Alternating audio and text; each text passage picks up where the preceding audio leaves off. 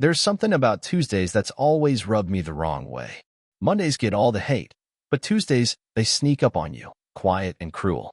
This particular Tuesday? Well, it walked in wearing a power suit and heels. I was 32 at the time.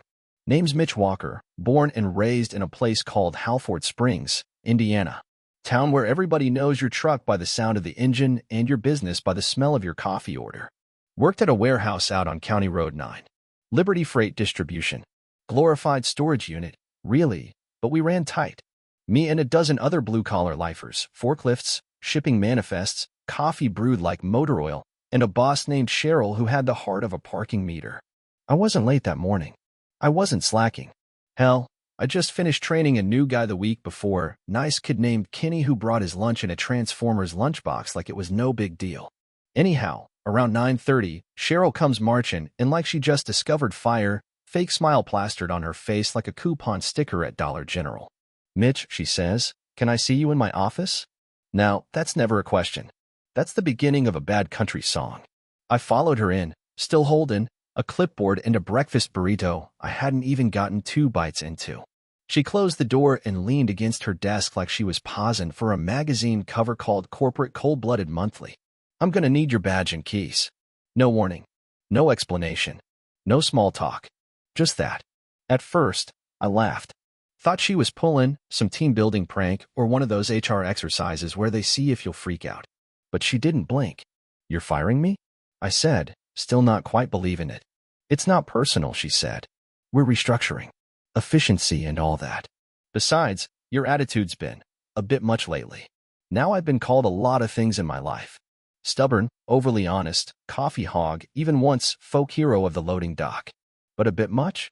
She handed me an envelope like she was passing out a church bulletin. Severance, 1 week's pay, no benefits. I stood up slow, tucked my burrito in the envelope out of spite, and walked out. What I didn't expect. The silence when I hit the floor. Folks had heard. Kenny looked like someone just ran over his optimism. Angie from receiving took off her headset and said, she didn't. I nodded once. She did. And right then, like something out of a John Wayne movie, folks started speaking up. Then I'm out too, said James, our forklift wizard. One by one, every single person clocked out, walked right past Cheryl's glass office and dropped their name badges on the floor like poker chips at the end of a long, busted game. Even Kenny, lunchbox in hand, gave her a ma'am and left. We stood in the parking lot, 13 souls in wrinkled uniforms, jobless, stunned, and slightly caffeinated. I looked around at him and said, well, y'all ever thought about revenge? They laughed, but not for long. Because that Tuesday, friends, wasn't the end. It was just the fuse being lit. We ended up at a place called Lou's Diner, which looked like it hadn't changed since Reagan was on cereal boxes.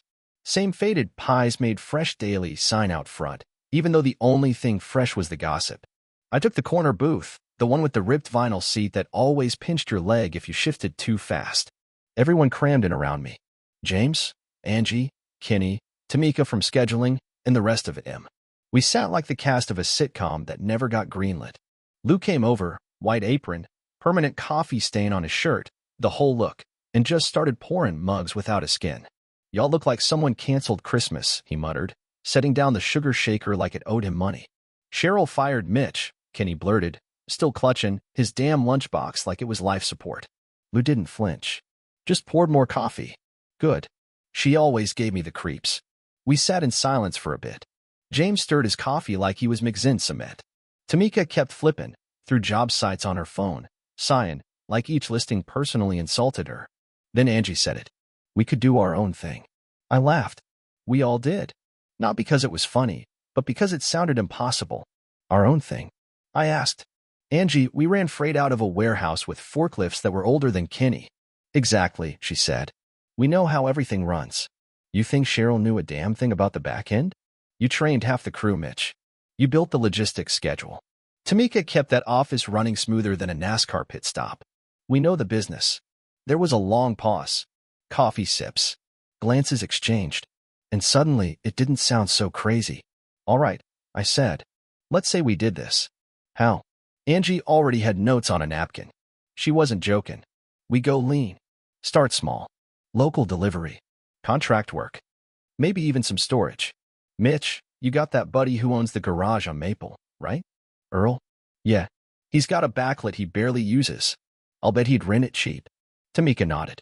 We can file an LLC online. I've got a cousin who does taxes and business registration. I looked around the table. No one was Logan anymore. No one was dreaming out loud. They were planning. It hit me right then. Cheryl might have thought she fired a guy, but what she actually did was light a fire under a whole crew of capable, ticked-off misfits with something to prove. That week, we got to work. Earl let us rent his backlit for half what it was worth. We cleaned out the garage, painted over the graffiti, turned it into a makeshift office. We called it Springall Logistics, named after the town and the fact we'd all been hauled out of our jobs faster than a bad batch of lettuce. We pooled our savings, borrowed tools, printed flyers. Word started getting around. Small businesses gave us a shot, mostly just to spite Liberty Freight. And wouldn't you know it? We were good. Real good. Like clockwork, only with more duct tape. Within a month, we had contracts lined up through 3 counties. Hell, even the town fair asked us to coordinate their vendor deliveries. Luke catered our little office warming, and someone even brought a homemade banner that said, "From fired to inspired." Corny? Absolutely. But damn if it didn't feel good. We were back on our feet. Better than before. Free. Running our own ship. Answering to no one. But Cheryl? She wasn't done with us yet. We didn't know it yet, but she was watching. Smiling, her crocodile smile. Plotting. That revenge we joked about? Well, it was going to become a two-way street. Now, here's the funny thing about momentum. It sneaks up on you. One day, you're sweeping dead crickets out of a borrowed garage, and the next, you're chinning away business 'cause you ain't got enough trucks. Springall was humming. Angie turned out to be a natural-born operations manager. Tamika had our books cleaner than a Baptist church, and Kinney, God bless the kid, learned how to drive a forklift without talking out another fence. Me? I was doing a little of everything. Dispatch, deliveries, customer calls, even fixing old box fans with duct tape and determination. Folks around town started seeing us as the real deal. We were like Liberty Freight, but without the condescending managers or expired coffee. We had 3 big accounts locked in by Thanksgiving. 2 local hardware stores and 1 chain of car washes that needed cleaning supplies run between locations. By Christmas, we had a new trailer, an actual website, and Angie's nephew built us a real logo. It looked like a bad tattoo, but it was ours. I'll never forget the day the Liberty Freight truck pulled up to a job we'd already taken over. It was early January, frost still hanging in the air like smoke. James and I were hauling pallets for a lumberyard client when one of Cheryl's trucks rolled up, late as usual. The driver climbed out, looked at us, looked at the paperwork, then just shrugged and said, "Guess you boys beat us to it." That was the first time I really saw it, how far we'd come. We weren't just staying afloat. We were eating Cheryl's lunch. But Cheryl? She was like one of those possums that plays dead until your back's turned. She'd been watching us, all right. Through gossip, suppliers, maybe even former clients. And she wasn't smiling anymore. It started small. First, one of our old suppliers dropped us without warning. Said they were restructuring their partner programs. Bull. I knew for a fact Cheryl still had ties with him. Then one of our invoices mysteriously got flagged for review by the county clerk's office. Just so happened to be the biggest job we'd landed. We missed out on a 5-figure check that month cause of it. Angie dug around and found a connection. Guess who sat on the review board? Cheryl's sister-in-law.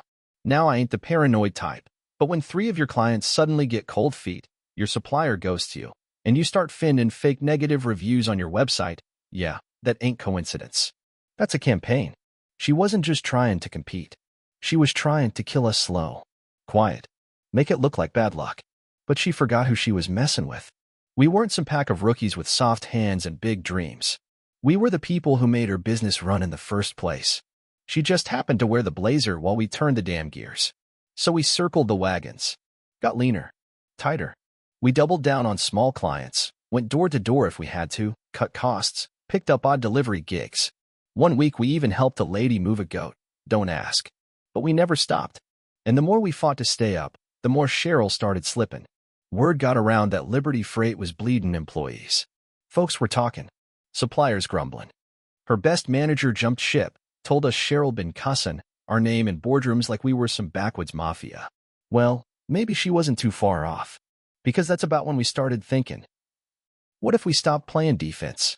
What if we hit back? Now, I've been around long enough to know most fights don't start with fists. They start with whispers. And Cheryl? She was whispering in every corner she could find. Turns out, while we were busting our backs keeping Spring Hall alive, Cheryl had started moonlighting as a rumor factory. She was telling anyone who'd listen that we were a fly-by-night operation, that we hired unlicensed workers, that one of us had a criminal record, which, spoiler alert, was just Kenny's unpaid parking tickets in Illinois. It wasn't just dirty. It was slick. Little smears here and there. Enough to make clients nervous, suppliers second-guess us, and the town chamber of commerce suddenly stop returning our calls. Then came the big one. Tamika got a letter in the mail, looked official. Said we were being audited. Audited. After just a few months in business. The kind of thing that don't happen unless somebody makes a phone call and uses a favor. And it wasn't just that. Angie got a weird visit at her apartment. Guy in a suit asking routine questions about her past employment. Kenny's old landlord got called by a fake reference check that sounded suspiciously like someone read a script off Google. We were being picked at, poked, prodded like livestock at a state fair. I'll admit it, we started feeling it. That pit in your gut kind of pressure. Like we were hanging on by our fingertips, and Cheryl was peeling them off one by one. But here's the thing about pressure. Some folks crack. Others get sharp. I called a meeting. Back of the garage, late night. We had 2 pizzas, a 12-pack of Dr. Pepper, and the look of folks who were about done talking hits. I laid it out straight. She's not gonna stop. Not until we're done or she is. So we got a choice. We can keep ducking and hoping it ends. I paused and looked around. Or we take the gloves off. James spoke up. What are you saying, Mitch? We go break her windows. Nope, I said. We go after her business. Not with bricks. With brains. See, Cheryl was smug. Thought her little empire was bulletproof. But we knew better. We built that place from the ground up. Knew every supplier, every margin, every weak spot. And she'd gotten lazy. So we started digging. Angie pulled every public record she could find, permits, complaints, inspections. Tamika tapped her cousin at the clerk's office for guidance. Kenny, bless him, posed as a mystery shopper and visited Liberty Freight 3 times, talking notes like he was auditioning for CSI, Forklift Division. And wouldn't you know it? We found cracks. One contractor was billing for work they never finished. A safety violation had been brushed under the rug. And there was one particularly spicy little discovery, a fire code violation on their main loading dock that Cheryl had paid a fella to ignore. That one? That was gold. We weren't gonna go tattling like school kids. Nah, that's too clean. Too quick. We had something else in mind. While she was busy trying to ruin our lives, we were planting seeds. Quiet ones. Patient ones. Because the best revenge ain't loud. It's the kind where you don't even raise your voice.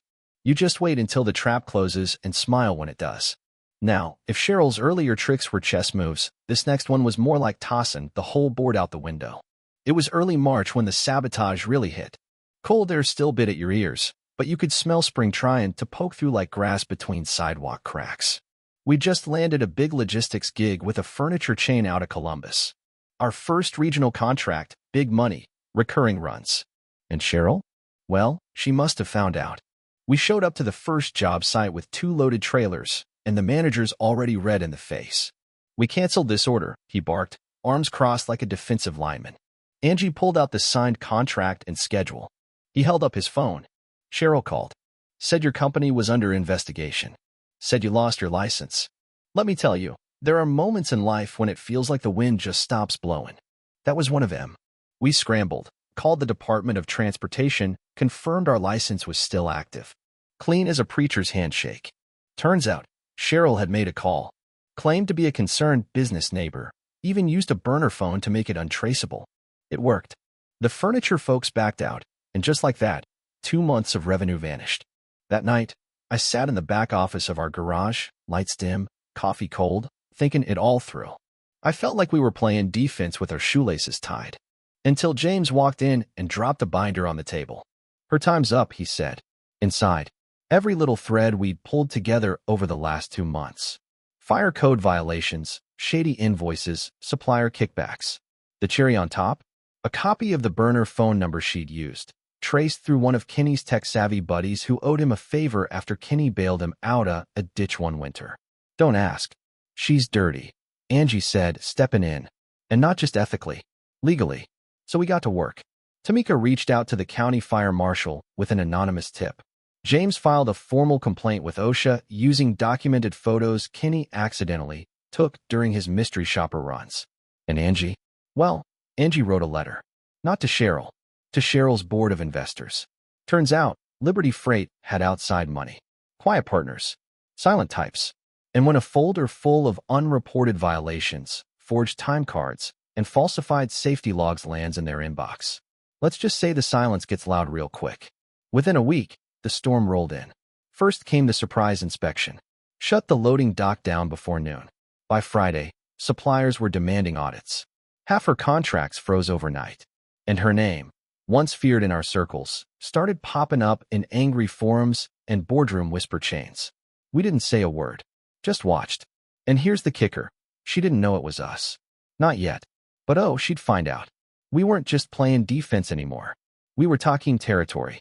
One contract, one customer, one crack at a time. And Cheryl? She was about to realize. She'd fired the wrong guy. You ever watch a barn come down in a storm? At first, it stands proud, weathered, maybe, but solid. Then the wind hits just right, finds that one weak beam, and crack. Down it goes like a stack of toothpicks. That was Liberty Freight.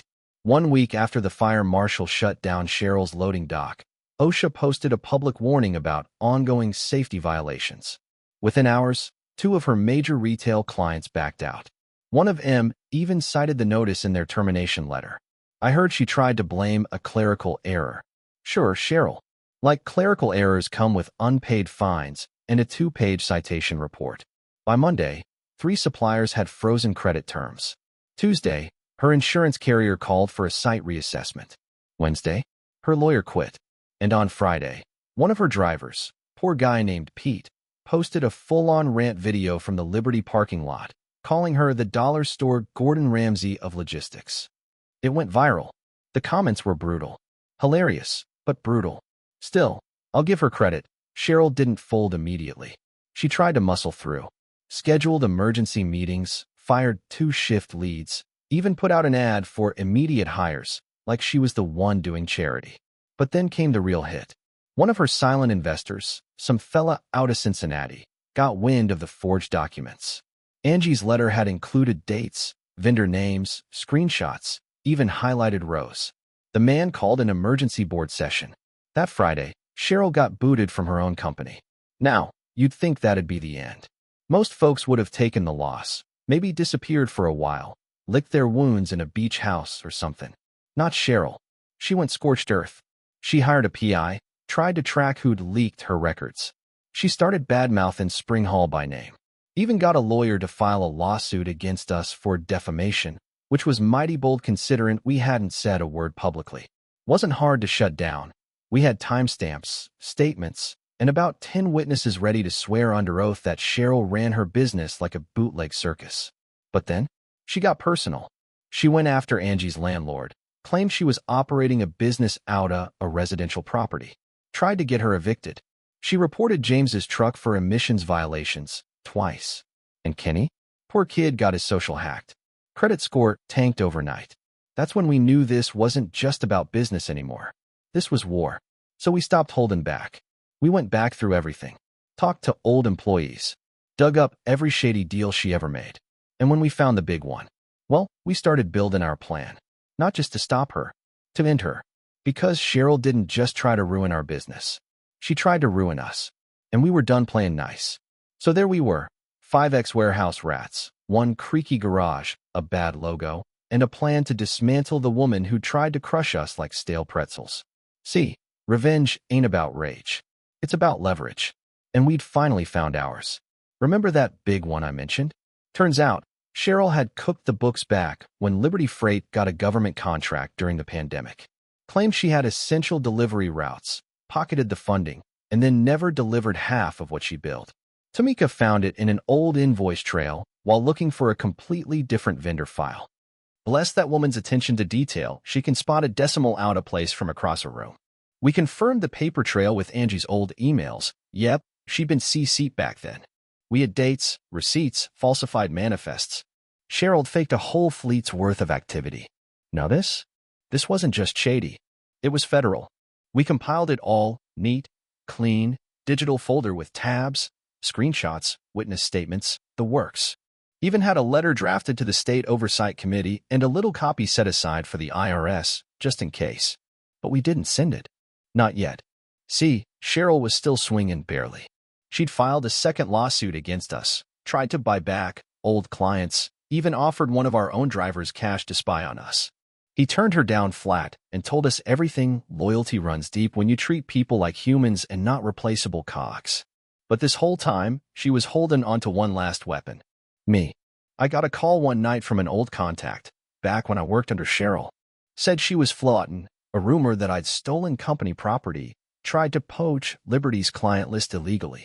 If it stuck, it could blacklist me from logistics work statewide. That was the final straw. Next morning, we met in the garage, just the core team. I laid out the file on Cheryl's fraud. No jokes, no coffee, just dead silence and a whole lot of tension in the air. We send this in, I said. We ain't just ending her career. We're burying it. No one blinked. Angie nodded. Tamika folded her arms. James just said, she lit this fire, Mitch. All we're doing is letting it burn. So we hit send.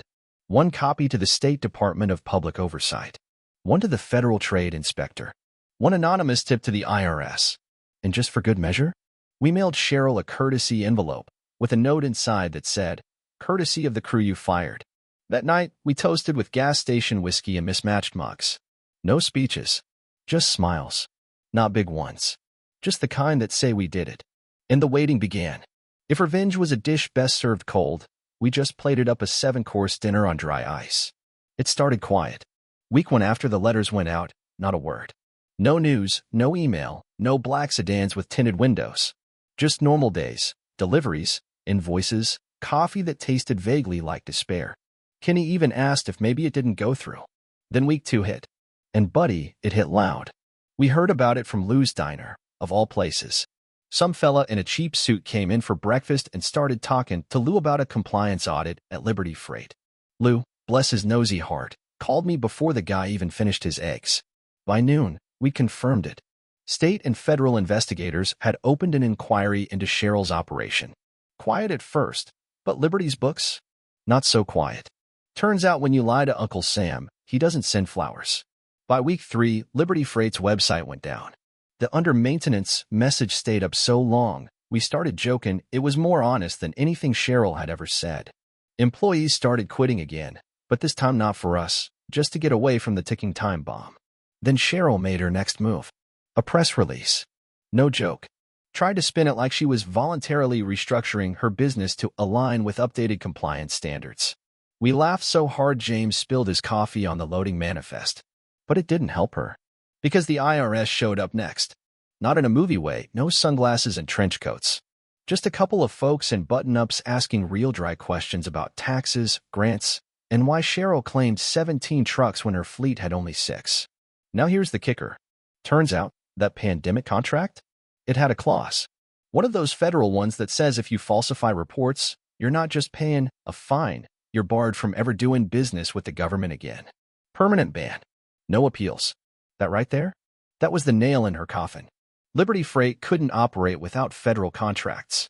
Too much of her income relied on state-funded logistics, school supplies, county maintenance deliveries, you name it. And just like that, she lost it all.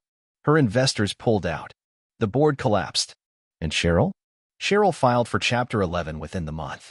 Now, I wish I could say she vanished into the sunset, never to be heard from again. But nah. She sent me one last email. All it said was, I know it was you. No threats. No legal jargon. Just those 5 little words. I didn't respond. I printed it out, framed it, and hung it in the break room. Labeled it Employee of the Month. Because petty? Petty is underrated. By the time the bankruptcy papers were public, Liberty Freight looked like one of those old barns you pass on a county road. Walls bowing, roof caved in, nobody inside but ghosts and regrets. And Cheryl? Well, turns out she wasn't the type to go quietly into that good night. First, she tried one last Hail Mary. A new company. Different name. Eastgate Logistics. Same font, same shady website, same P.O. box. It was like watching someone try to fake their own death with a pair of sunglasses and a mustache. We caught wind of it fast. Kenny flagged it from a local business registry. Kid was checking updates like it was fantasy football. So we did what anyone with a score to settle and receipts to spare would do. We notified the agencies that had just finished gutting Liberty Freight. Same fraud, different business name. They froze Eastgate's registration before she could even get her first invoice out. Turns out, they don't take kindly to folks trying to scam them twice in the same fiscal quarter. And after that, she disappeared. Word was she moved to Illinois. Tried to sell real estate under her cousin's license. Last we heard, she was working for a company that sold executive time management solutions, which I'm 99% sure means she's cold calling people about digital calendars. But here's the part that gets me. She didn't just lose a company. She lost her name. In Halford Springs, people don't forget. Every vendor, every client, every ex-employee who ever got reamed out for talking a sick day, yeah, they all remember now. You walk into the diner, say Cheryl, and folks will shake their heads like you brought up Voldemort. Liberty's old lot sat empty for a while. Graffiti crept up the walls, weeds cracked through the pavement. Looked like one of those dead malls you see on YouTube, frozen in time. We thought about buying it at auction just for the poetic value, but Angie said it was bad juju. So we let it rot. Instead, we poured our focus into Spring All. And you know what? That's when things really took off. We upgraded our space, moved into a real warehouse with 2 docks and a break room that didn't smell like wet cardboard. Got an espresso machine. James still doesn't trust it. Clients started coming to us. Bigger ones. Regional chains. A couple of government contracts, the same kind Cheryl used to hoard like gold coins. We didn't advertise. Didn't brag. Just kept showing up, doing the job right, and watching our old boss fade into legend. Spring All became the company folks wanted to work with because we treated them like people, not line items. We'd been through the fire, and we remembered who lit the match. But here's the thing about revenge. It doesn't feel like you think it will. It ain't fireworks or high fives or action movie explosions. It's peace. It's quiet. It's watching someone who tried to ruin you become the kind of story folks tell in hushed tones at bars, followed by a muttered, "She messed with the wrong folks." So there we were, free, alive, and running a business we built from the busted bones of betrayal. And let me tell you, there ain't a feeling in the world quite like rebuilding something your way. No boss barking down your neck. No surprise pink slips. No watching the clock like your life depends on it. We were our own people now. Spring All didn't just recover after Cheryl's fall. We thrived. Hired more folks, including a couple old Liberty Freight hands who'd been tossed aside. Gave him steady pay, decent hours, and respect. You wouldn't believe what respect can do for a person who's been treated like yesterday's trash. Tamika handled the books like she was born with a calculator for a brain. Angie expanded into route management software. Hell, she taught herself code from scratch on weekends. Kenny? Well, Kenny became our unofficial morale officer. Man still brings cookies every Friday like he's running a bake sale. James, he took over the mechanical side, keeps our trucks running smoother than a gospel choir. And me? I finally started sleeping through the night. Ain't glamorous, but it's honest. Now about that warehouse. We didn't buy Liberty's old lot, like I said, but we did buy the one right next door. Built a new office with real walls, clean paint, and even a damn foosball table that nobody asked for, but Kenny insisted on. And you know what we named the conference room? Cheryl's office. It was Angie's idea. A little framed plaque on the door with gold lettering. Inside? Just a mop closet with a folding chair, a broken printer, and a Best Boss mug glued to the shelf. It became a rite of passage. Every new hire gets 5 minutes in Cheryl's office. Some folks laugh, some shake their heads, but they all get it. The story doesn't end with her. It ends with us. The crew that stuck together. The people who bet on each other instead of crawling back. We didn't need her approval. We didn't need her building. We were the foundation. These days, Spring All runs 3 warehouses across 2 states. Still lean, still local, still us. We sponsor the county fair. Donate to the high school football team. Even started a scholarship for local trade school students. Because when you've been broken and put back together with sweat and spite, you don't forget the glue that held you there. And revenge? Revenge was just the appetizer. The real prize was peace. Control. The pride of knowing we did it our way and won. So next time someone says you're just a worker, just a number, just another replaceable cog, smile and start planning. Because there's nothing more dangerous than someone who knows how it all works and has nothing left to lose.